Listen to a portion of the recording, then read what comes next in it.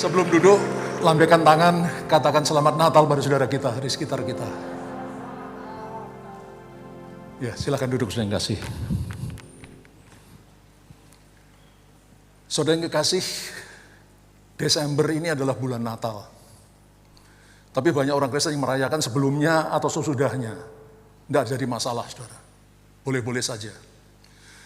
Setiap kali merayakan Natal, kita biasa menyampaikan kisah-kisah tentang Natal. Ya, seperti kisah tentang para gembala yang berada di padang untuk menjaga kawanan dombanya.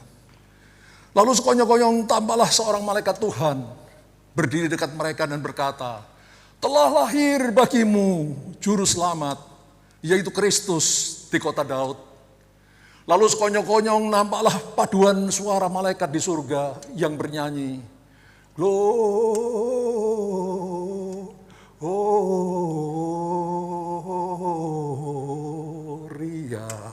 in excelsis Deo. Paduan suara malaikat di surga menyanyi, segala puji bagi Tuhan di tempat yang maha tinggi. Lalu para gembala bergegas pergi ke Bethlehem, ke kota Daud, untuk menyembah bayi Yesus. Seringkali juga diceritakan kisah tentang orang-orang Majus yang juga pergi menyembah bayi Yesus. Tapi dalam kisah tentang orang Majus, seringkali banyak orang Kristen yang keliru. Mereka berkata bahwa ada 3 orang Majus, padahal Alkitab tidak mengatakan berapa orang Majus. Yang dikatakan hanya bahwa persembahan mereka adalah 3 macam, emas, kemenyan, dan mur. Dan mereka menyembah bayi Yesus bukan di kandang Bethlehem, tapi di sebuah rumah. Karena waktu itu Yesus sudah berumur kira-kira 2 tahun. Saudara, seringkali juga dikisahkan tentang bayi Yesus yang lahir di kandang Bethlehem, yang dibedung dengan kain lampin, lalu dibaringkan di dalam palungan, tempat makanan hewan. Hari ini saya juga mau bicara tentang seorang bayi. Tapi bukan bayi Yesus, saudara. Bayi siapakah itu? Mari kita baca Injil Lukas, pasalnya yang pertama. Lukas 1, ayat 76.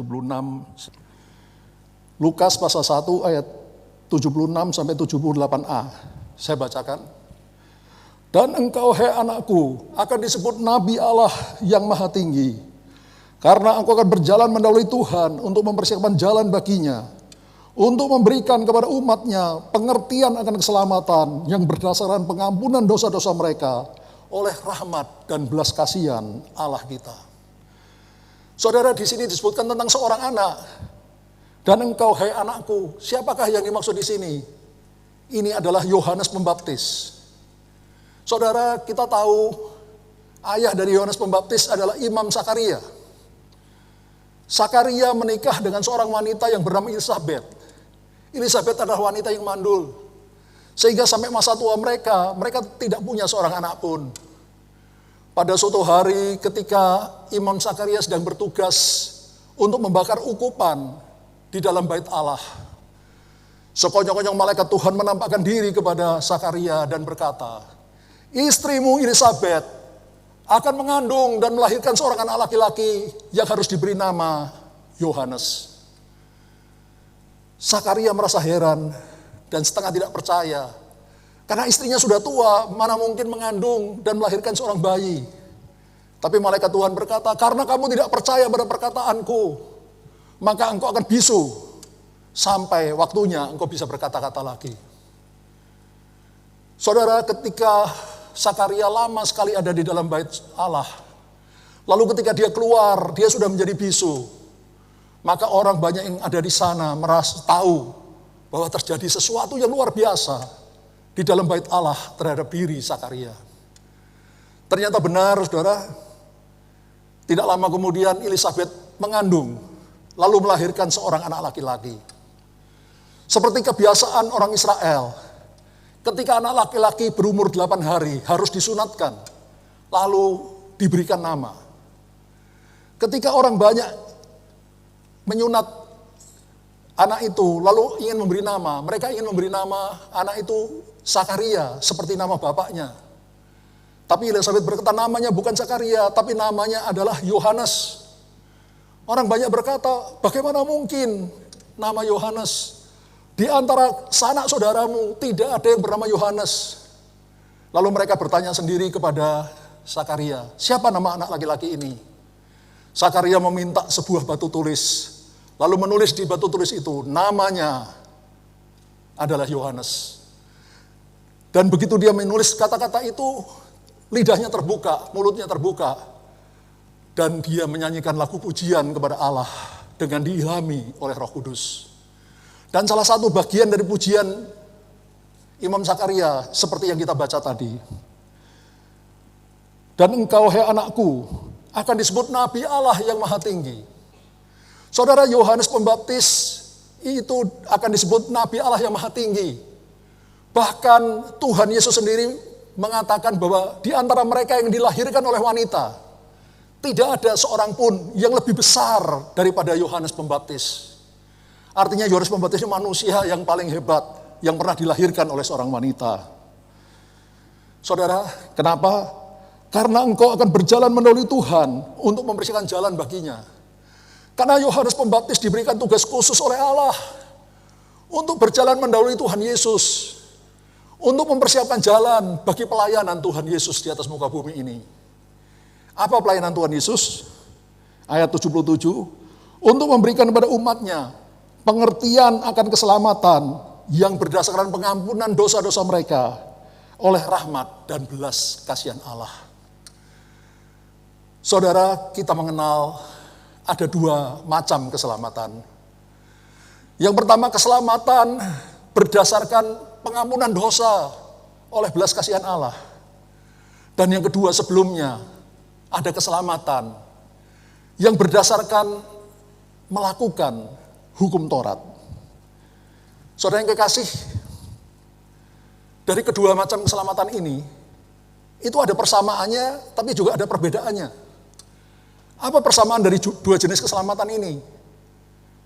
Yang oleh pengampunan dosa maupun oleh melakukan hukum Taurat. Apa persamaannya? Persamaannya adalah kedua-duanya sama-sama datang dari Allah. Bukan dari malaikat, bukan dari nabi siapa, dari siapa. Tidak, saudara. Kedua jenis keselamatan ini sama-sama datangnya dari Allah yang Maha Kuasa. Hukum Taurat diberikan oleh Allah melalui Nabi Musa. Dan itu dikenal dengan sebutan perjanjian lama. Sedangkan hukum kasih karunia, hukum belas kasihan Allah, itu diberikan Allah melalui Yesus Kristus. Dan itu disebut perjanjian baru. Itu persamaannya. Sama-sama dari Allah sendiri. Bukan dari yang lain. Tapi ada perbedaan yang sangat besar. Apa itu? Hukum Taurat atau perjanjian lama. Itu dasarnya adalah perbuatan. Katakan perbuatan. Perbuatan karena melakukan hukum Taurat. Supaya jelas mari kita baca Galatia 3 ayat 12. Tetapi dasar hukum Taurat itu bukan iman, bukan percaya. Melainkan siapa yang melakukannya akan hidup karenanya. Jadi dasarnya hukum Taurat, siapa yang melakukan hukum Taurat akan hidup karenanya, akan selamat. Ya pegang baik-baik. Dasar hukum Taurat, siapa yang melakukan hukum Taurat akan selamat. Tapi dasar dari hukum kasih karunia itu adalah iman. Apa saudara? Iman. Iman pada pengampunan dosa yang diberikan oleh belas kasihan Allah. Beda sekali. Sama-sama dari Allah. Kedua jenis keselamatan. Tapi yang satu dasarnya perbuatan karena melakukan hukum Taurat. Tapi yang kedua dasarnya iman kepada pengampunan dosa yang diberikan karena belas kasihan Allah. Dan dengar baik-baik saudara. Ini menimbulkan masalah yang sangat-sangat besar. Sebagai orang Kristen kita harus mengerti benar kenapa seperti itu. Saudara, keselamatan melalui hukum Taurat atau perjanjian lama. Dengar baik-baik. Tidak ada seorang pun yang selamat di dunia ini karena melakukan hukum Taurat. Apa saudara? Tidak ada yang selamat. Satu pun tidak ada yang selamat karena melakukan hukum Taurat. Padahal diberikan oleh Allah sendiri loh. Kenapa seperti itu? Karena hukum Taurat itu bersifat rohani. Sedangkan kita bersifat rohana. Kita bersifat daging yang sudah terjual di bawah kuasa dosa. Mari supaya lebih jelas kita baca Roma pasal 7 ayat 14 dan 15. Roma pasal 7 ayat 14 dan 15.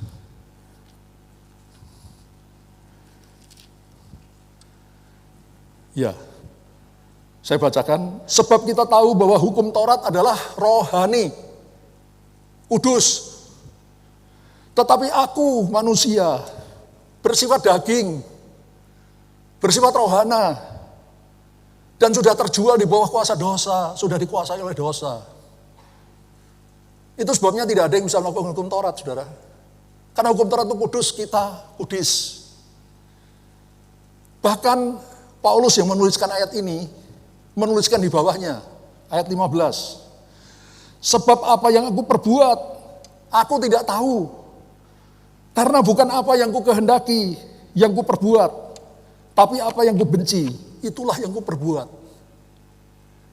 Saudara bayangkan, Rasul Paulus yang dulunya bernama Saulus, dia adalah seorang Farisi. Orang yang sangat fanatik kepada hukum Taurat. Sudah dia orang Farisi, dia dari mazhab, dari golongan yang paling keras menjalankan hukum Taurat. Saya ulangi. Rasul Paulus, dulunya bernama Saulus. Dia adalah orang Farisi yang fanatik kepada hukum Taurat, dan dari golongan mazhab yang paling keras menjalankan hukum Taurat. Jadi kalau ada orang di dunia ini yang bisa selamat karena menjalankan hukum Taurat, Paulus pasti salah satunya. Tapi apa yang dia katakan? Aku tidak tahu apa yang kuperbuat. Bukan apa yang ku kehendaki, yaitu yang baik yang kulakukan. Tapi justru apa yang ku benci, itu yang kulakukan. Saudara boleh baca seterusnya di rumah nanti. Tapi akhirnya dia berteriak, aku manusia celaka. Siapa yang bisa melepaskan aku dari tubuh maut ini? Tubuh yang sudah dikuasai dosa. Sehingga aku tidak bisa melakukan hukum Taurat. Lebih parahnya lagi, saudara. Kalau kita mau melakukan hukum Taurat, tidak bisa lakukan sebagian. Harus seluruhnya. Atau tidak sama sekali. Mari kita baca Galatia pasal 5 ayat 3. Galatia pasal 5 ayat 3. Sekali lagi kukatakan kepada setiap orang yang menyunatkan dirinya bahwa dia wajib melakukan seluruh hukum Taurat. Jadi kalau saudara, saya mau tanya saudara, orang Kristen boleh sunat enggak? Boleh, tapi bukan alasan hukum Taurat ya. Kesehatan dan sebagainya boleh. Tapi kalau saudara menyunatkan diri saudara dengan alasan menjalankan hukum Taurat, itu artinya saudara harus melakukan seluruh hukum Taurat. Katakan seluruh. Nggak bisa sebagian-sebagian, sunat saja. Yang lain nggak usah, nggak bisa, no way. Harus seluruhnya. Hukum Taurat berkata, jangan mencuri, jangan membunuh, jangan berzina. Saudara berkata, saya tidak pernah mencuri, tidak pernah membunuh, tidak pernah berzina. Oke lah. Dusta pernah enggak? Bohong. Pernah? Semua gagal. Yang lain tadi tidak membunuh, tidak berzina, segala macam itu gagal semua.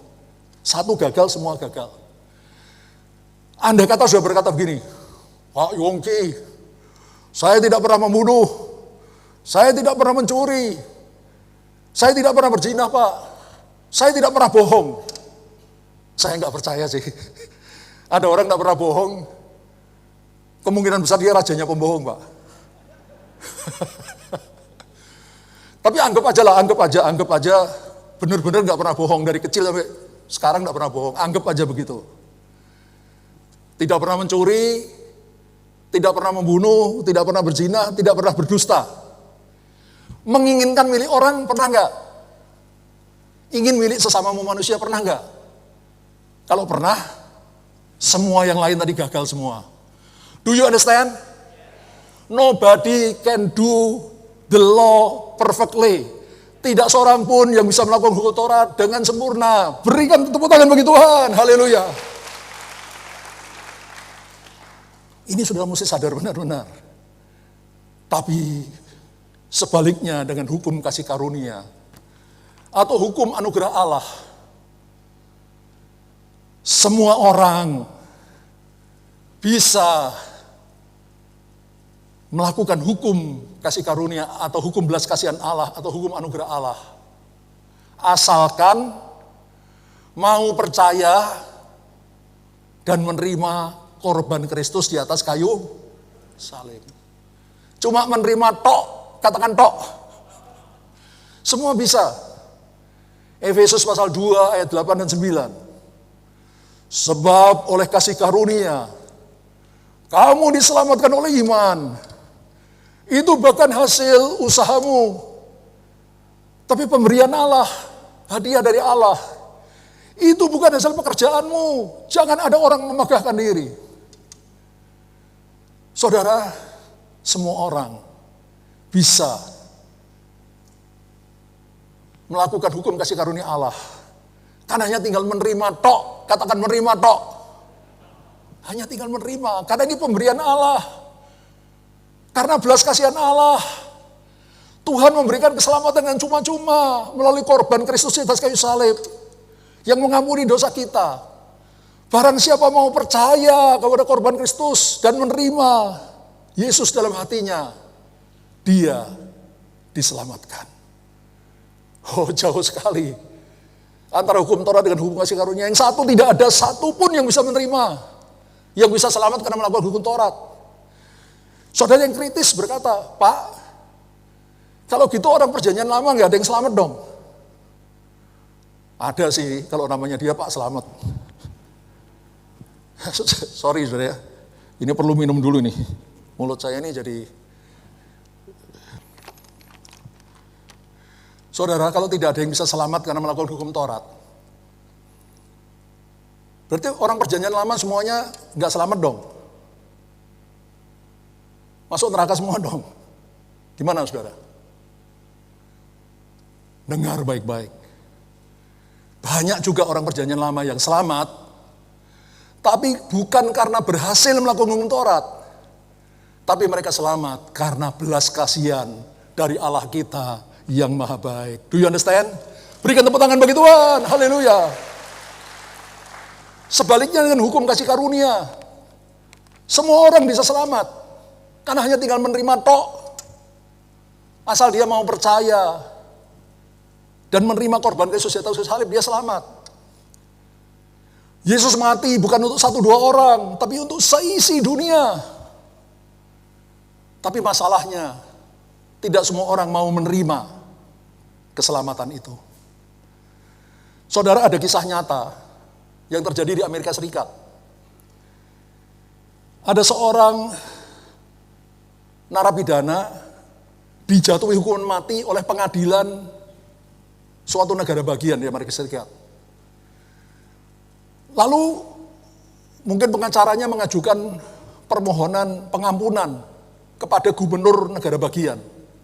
Kalau Indonesia, kalau orang jatuh hukuman mati bisa mengajukan pengampunan pada presiden. Kalau di Amerika Serikat karena negara federal, negara bagian, jadi mengajukan permohonannya kepada gubernur negara bagian. Gubernur itu mengeluarkan surat pengampunan kepada narapidana itu. Tapi apa yang terjadi? Ini kejadian benar, saudara. Orang yang dijatuhkan mati itu menolak pengampunan dari gubernur negara bagian. Jadi akibatnya terjadi perdebatan hukum yang keras. Apa yang harus dilakukan pada orang ini? Akhirnya disimpulkan, sekalipun surat pengampunan hukuman mati sudah dikeluarkan oleh gubernur negara bagian, sah. Tapi karena orang yang menerima pengampunan itu menolak, maka surat ini tidak berlaku. Pengampunan gubernur ini batal. Dan orang itu akhirnya tetap dihukum mati. Demikian juga dengan keselamatan melalui kasih karunia Allah. Tuhan oleh belas kasihnya menawarkan keselamatan Melalui korban Kristus di atas kayu salib, pengampunan dosa kepada semua manusia di bumi ini. Tidak seorang pun yang terluput. Tapi banyak orang yang tidak menerima keselamatan dan akhirnya mati karena menanggung dosanya sendiri. Kenapa? Karena mereka menolak keselamatan yang dianugerahkan Allah dengan cuma-cuma. Do you understand? Berikan tepuk tangan bagi Tuhan yang luar biasa. Saudara, selanjutnya ada satu pertanyaan yang menarik. Coba saudara pikirkan. Menurut saudara, ketika Allah memberikan hukum Taurat pada manusia melalui Musa, Allah tahu enggak bahwa hukum Taurat itu pasti gagal? Yang bilang tahu angkat tangan. Yang bilang tidak tahu angkat tangan. Yang tidak angkat tangan namanya atau. Atau tahu atau enggak tahu, wis sak karepmu lah. Terserah ente ya. Saya yakin 1000% sudah. Allah tahu. Waktu Allah memberikan hukum Taurat pada manusia melalui Musa, Allah sudah tahu bahwa tidak akan ada satu manusia pun yang bisa melakukan hukum Taurat. Allah tahu. Katakan Allah tahu. Tapi kalau Allah tahu, kenapa tetap diberikan? Kan sia-sia saja dong. Memberikan sesuatu yang Allah sudah tahu pasti gagal. Tapi kenapa tetap diberikan? Yang bisa jawab, dikasih hadiah. Aqua 1 botol. Ada yang tahu, saudara? Kenapa? Saudara, karena, dengar baik-baik, untuk membungkam mulut orang-orang yang sombong. Mari kita baca 1 Korintus pasal 1 ayat 18 sampai 21. Tapi supaya menyingkat waktu, ayat 18 dan 21 bagian akhir saja. Saya bacakan. 1 Korintus, ya. Saya bacakan. Sebab pemberitaan tentang salib memang adalah kebodohan. Apa saudara? Kebodohan bagi mereka yang akan binasa. Tapi bagi kita yang diselamatkan, pemberitaan itu adalah kekuatan Allah. Langsung loncat ayat 21 bagian akhir. Maka Allah berkenan menyelamatkan mereka yang percaya oleh kebodohan pemberitaan Injil. Jadi pemberitaan tentang Injil, pemberitaan tentang salib, atau berita Injil, atau berita tentang kasih karunia Allah, belas kasihan Allah yang mengampuni dosa manusia melalui korban Kristus, itu dianggap kebodohan, ketololan, kedunguan oleh orang yang akan binasa, oleh orang-orang yang merasa dirinya hebat, pinter. Tapi Allah berkenan menyelamatkan mereka yang percaya oleh kebodohan pemberitaan Injil. Saudara, di negara-negara yang sudah maju seperti Amerika Serikat, Eropa, itu banyak sekali orang yang sudah tidak percaya berita Injil. Biarpun dulu mereka negara Kristen. Bahkan mungkin sampai sekarang masih disebut negara Kristen, tapi banyak yang sudah meninggalkan Injil. Mereka berkata bahwa Injil, berita Injil itu hanya omong kosong. Itu hanya bagi orang-orang bodoh yang percaya pada dongeng-dongeng nenek tua.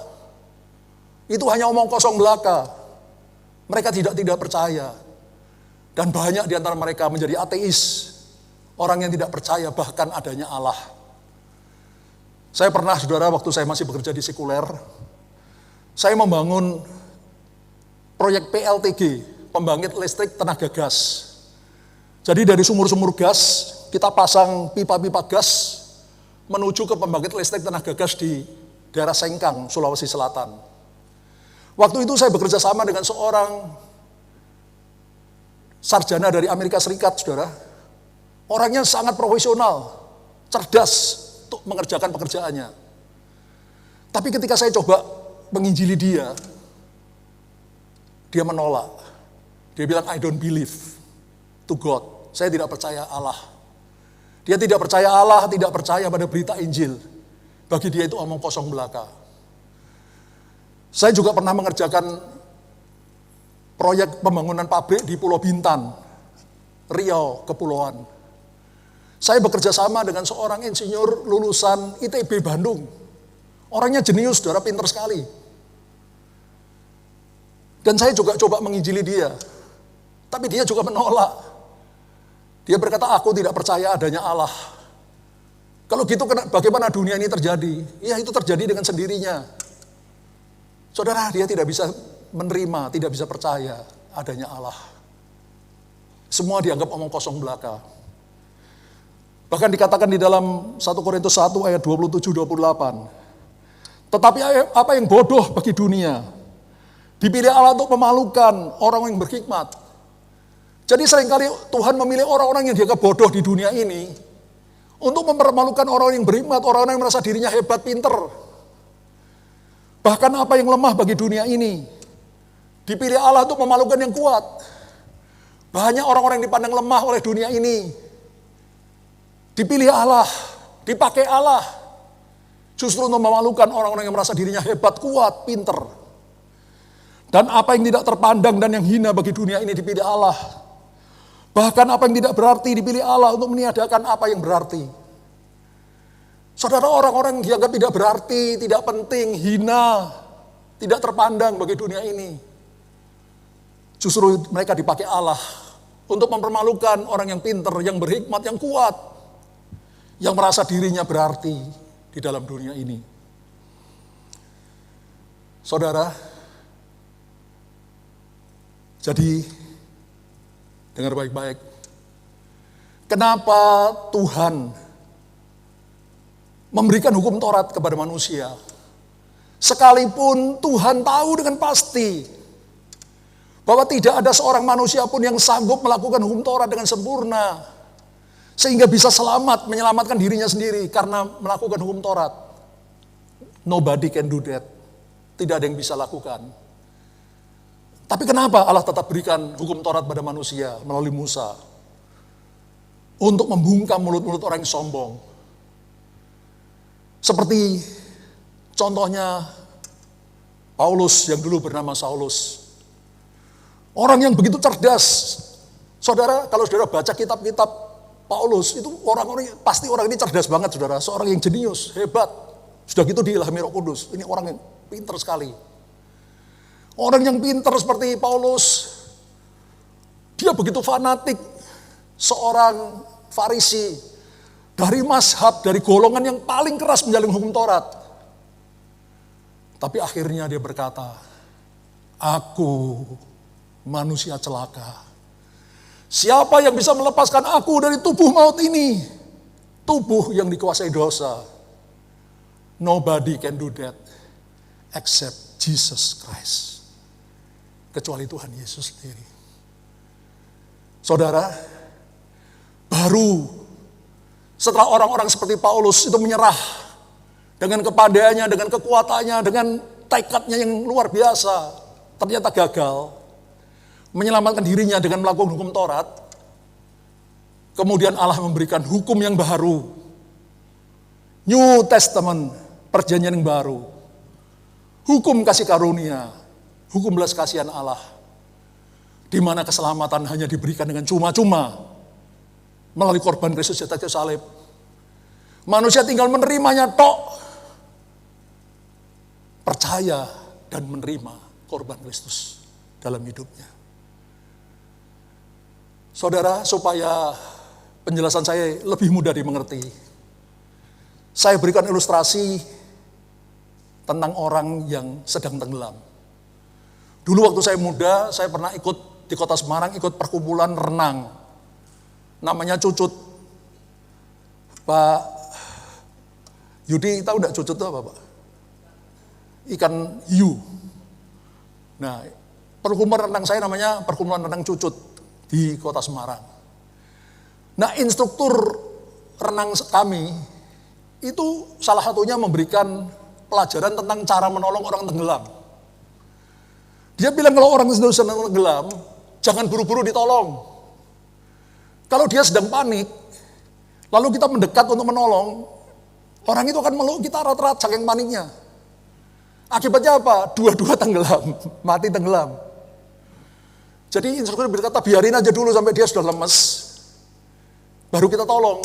Bahkan kalau perlu, kata instruktur saya, tapi jangan marah sama saya ya, nanti cari instruktur saya. Kalau perlu tuh orang yang tenggelam tuh dipukul Pak, kepalanya. Ya sampai pingsan atau setengah pingsan, baru ditolong. Supaya dua-duanya selamat. Nah seperti itulah gambarannya saudara. Tuhan, Allah yang Maha Kuasa, Maha Tahu, memberikan dulu hukum Taurat pada manusia. Supaya manusia mencoba dengan kekuatannya, dengan kemampuannya sendiri. Dengan hikmatnya, dengan kepandainya, kekuatannya. Dengan kegagahannya. Untuk menyelamatkan dirinya dengan melakukan hukum Taurat. But nobody can do that. Ternyata semuanya gagal. Nol. Baru setelah itu Allah menolong dengan memberikan hukum kasih karunia. Do you understand? Sehingga barang siapa yang mau percaya tidak binasa, melainkan beroleh hidup yang kekal. Berikan tepuk tangan bagi Tuhan. Saudara, selanjutnya, pernahkah saudara berpikir apa dampaknya, hasil akhirnya kalau orang bisa selamat karena usahanya sendiri, karena melakukan hukum Taurat? Apa akibatnya? Kita baca 1 Korintus pasal 1 ayat 29. Supaya jangan ada seorang manusia pun yang memegahkan diri di hadapan Allah. Saudara, kalau kita manusia bisa selamat karena kekuatan kita sendiri, usaha kita sendiri, kehebatan kita sendiri, surga nanti akan penuh dengan orang-orang yang sombong, yang memegahkan diri, tidak mau tunduk pada Allah. Saya masuk surga karena usaha saya sendiri, bukan karena Pak Yunus lah. Saya usaha sendiri Pak, sorry Pak. Bahkan kita bersaing. Manusia di sana nanti kalau selamat karena hukum Taurat, bersaing. Siapa lu ya? Siapa gua? Lu kan cuma jemaat biasa. Gua pendeta besar. Badannya yang gede. Gereja gua besar. Jemaat gua ribuan. Lu kici. Lu gak ada apa-apanya. Bahkan pendeta yang satu dengan yang lain bersaing. Gereja lu jemaatnya berapa ya? Sekian. Gue jauh lebih besar ya lu. Saudara, kalau manusia selamat karena melakukan hukum Taurat, usahanya sendiri, surga akan penuh dengan orang yang memegahkan diri. Penuh dengan orang yang sombong.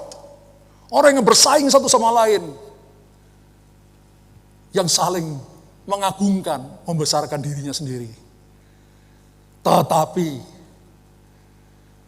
karena manusia selamat oleh belas kasihan Allah, bukan usahanya sendiri, maka surga akan penuh dengan orang-orang yang rendah hati, yang memegahkan Allah. Kita baca yang terakhir, 1 Korintus pasal 1 ayat 31. 1 Korintus pasal 1 ayat 31. Karena itu seperti ada tertulis, barang siapa bermegah, hendaklah dia bermegah di dalam Tuhan. Kalau saudara mau bermegah, jangan memegahkan dirimu sendiri, megahkan Allah. Megahkan Tuhan yang sudah begitu baik kepada kita. Saudara, sebelum pandemi, beberapa kali saya ketemu dengan orang yang ketika mereka tahu bahwa saya ini Pak Yongki, mereka bilang, wah luar biasa ya Pak ya. Bapak yang punya taman doa di Depok ya, Bait Salomo. Saya bilang bukan, saya ini cuma jongosnya Tuhan, yang disuruh oleh Tuhan untuk mengerjakannya. Semuanya dari Tuhan. Saya nggak ada apa-apanya. Saya ngomong gitu saudara, bukan untuk pura-pura merendahkan diri. Ya sok merendahkan diri, bukan. Itu dari dasar hati saya. Saya berkata begitu, bukan. Itu semuanya dari Tuhan. Dia yang hebat. Saya ini nggak ada apa-apanya, cuma disuruh saja. Diberikan segala sesuatunya untuk memampukan mengerjakan. Yang hebat, yang luar biasa dia, bukan saya. Saudara, kalau sudah menangkap sungguh-sungguh apa yang saya khotbahkan hari ini, engkau akan keluar dari tempat ini, jadi orang-orang yang rendah hati, Bukan rendah diri. Beda, rendah diri itu, aku enggak bisa. Aku memang dari sononya, enggak bisa. Bukan. Merendahkan diri di hadapan Tuhan. Tuhan, aku bukan siapa-siapa, Engkau yang hebat. Engkau yang dahsyat, Engkau yang luar biasa. Aku bangga jadi anak-Mu Tuhan. Dan kalau saudara mengerti apa yang saya khotbahkan hari ini, engkau akan keluar dari tempat ini menjadi orang yang selalu bermegah di dalam Tuhan. Bukan bermegah karena dirimu sendiri, tapi yang selalu memegahkan Tuhan. Dan yang selalu mengucap syukur kepada Tuhan di dalam segala hal. Dan terus-menerus. Senantiasa seperti judul khotbah saya hari ini. Syukur yang tidak berkeputusan. Saudara, dikala kita merayakan Natal tahun 2020, biarlah kita selalu ingat bahwa kita selamat hanya karena belas kasihan Allah yang telah memberikan keselamatan dengan cuma-cuma pada kita, bukan usaha kita. Tapi diberikan Allah dengan cuma-cuma. Kita tinggal percaya dan menerimanya. Dengan segenap hati, kita diselamatkan. Biarlah pengertian itu membawa kita memasuki tahun yang ke depan ini dengan menjadi orang yang makin rendah hati dan orang yang makin memuliakan Tuhan, makin membesarkan Tuhan, makin bersyukur kepada Tuhan. Dengar baik-baik saudara, kalau jalanmu benar bersama Allah, semakin hari engkau tidak akan jadi orang yang semakin sombong. No. Kalau jalanmu bersama Allah itu benar, semakin hari engkau jadi orang yang semakin merendahkan diri. Tuhan, who am I? Siapakah aku ini Tuhan? Kalau bukan karena anugerah-Mu, belas kasihan-Mu, aku tidak bisa seperti saat ini. Dan aku akan binasa dan berakhir di dalam api yang kekal. Hanya karena anugerah-Mu, belas kasihan-Mu. Aku boleh selamat. Aku boleh dituntun. Dijaga, dilindungi. Ditunjukkan jalan.